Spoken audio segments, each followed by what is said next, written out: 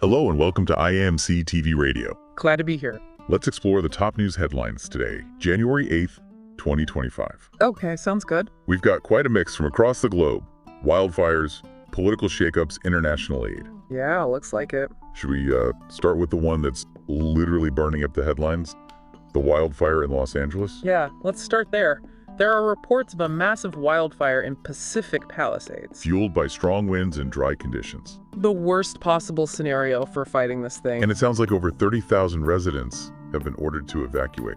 Including some celebrities who call that area home. It's pretty scary to think about. Yeah, it is. The scale of this fire is just mind-boggling.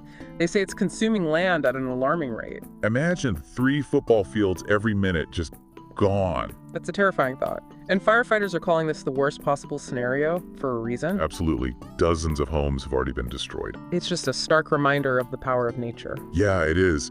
And the challenges first responders face in trying to contain these types of blazes. Governor Newsom has declared a state of emergency. And President Biden has pledged federal aid to help with the firefighting efforts. That's good to hear.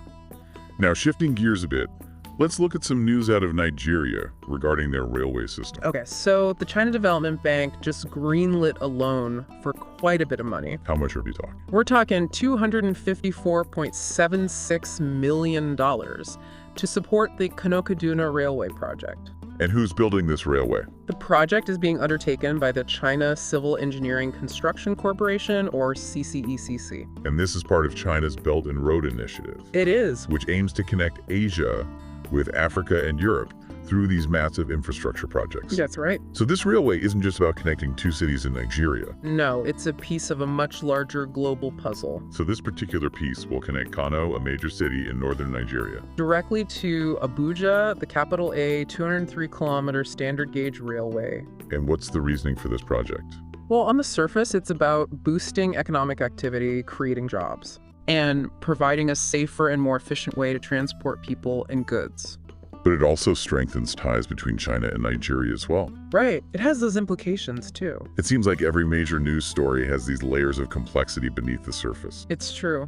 And unfortunately, our next story from Nigeria is a stark reminder of the complexities and challenges faced in that region. The attack on the military base. Yes. The defense headquarters confirmed an ISWAP attack on a base in Borno State. And 6 soldiers were killed. Yes, sadly.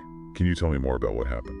They arrived on gun trucks and motorcycles, setting fire to the base and destroying vehicles. Before being repelled? Yes. Were there any other casualties? 34 terrorists were killed and 23 AK-47 rifles were recovered. Another tragic loss of life. It is, and this attack really highlights the persistent security challenges in the region.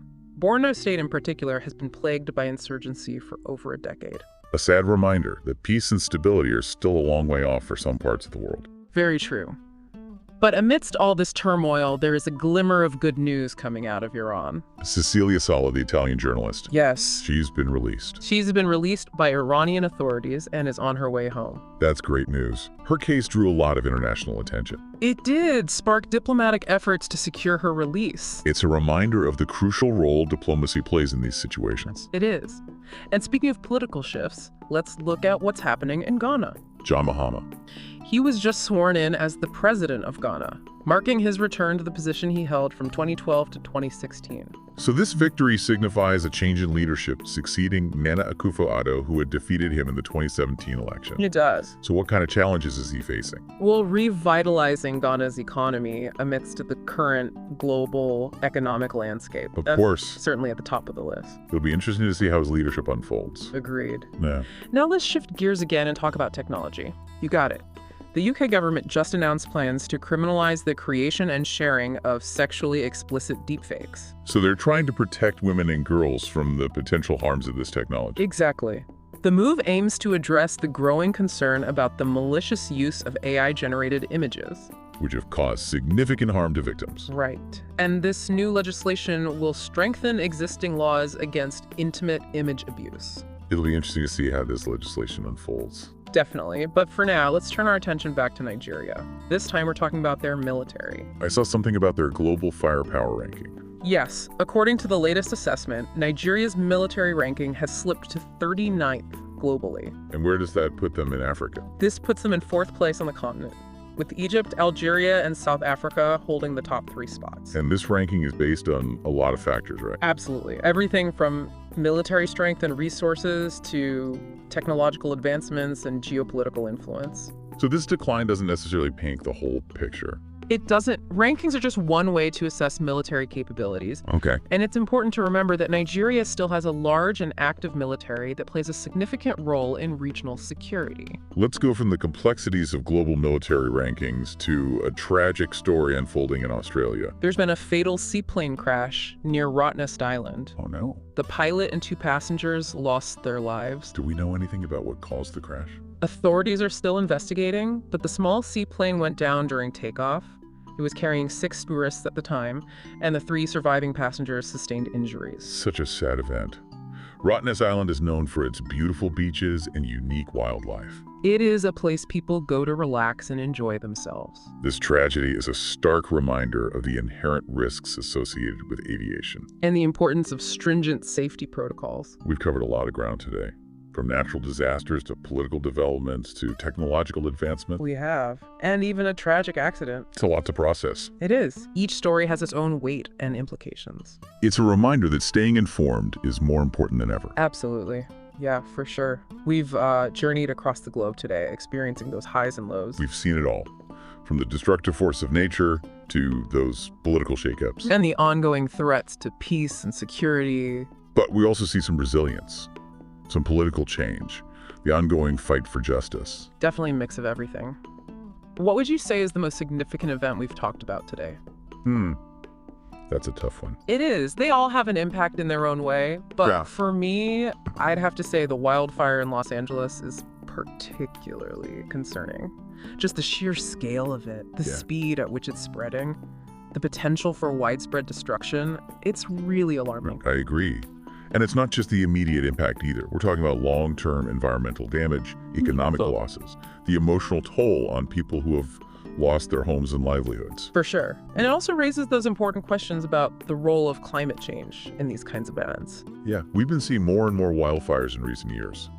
Not just in California, but all over the world. Exactly. Scientists have been warning us about this for a while now. It's a reminder that we can't ignore the impact we're having on the planet. Right.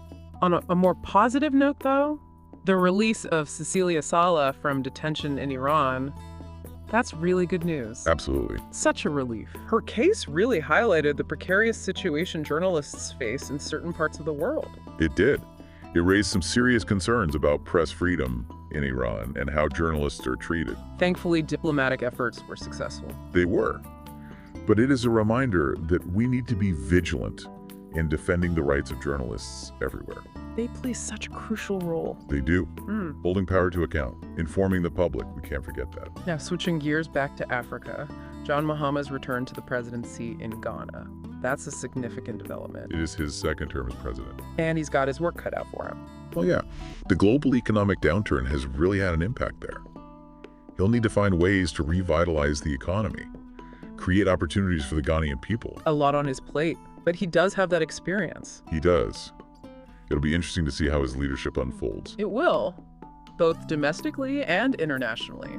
Now let's talk about the UK's decision to criminalize the creation and sharing of sexually explicit deepfakes. That's a bold move. It is. It recognizes just how harmful this technology can be. Yeah. I mean, deepfakes can create these incredibly realistic images and videos, but they're totally fabricated. Often in compromising situations. Right. The potential for exploitation and abuse is enormous. It's scary to think about. This legislation is trying to protect people from the damage deepfakes can cause, Especially women and girls. who are so often the targets of these attacks. It's a step in the right direction. But it does raise some questions about free speech. It does. Those are important conversations to have as this technology continues to advance. Now let's go back to Nigeria for a second. Their military ranking has dropped in the Global Firepower Assessment. It has. But it's important to remember those rankings don't tell the whole story. They don't capture everything going on. No. In Nigeria's case, they've been fighting insurgency for years.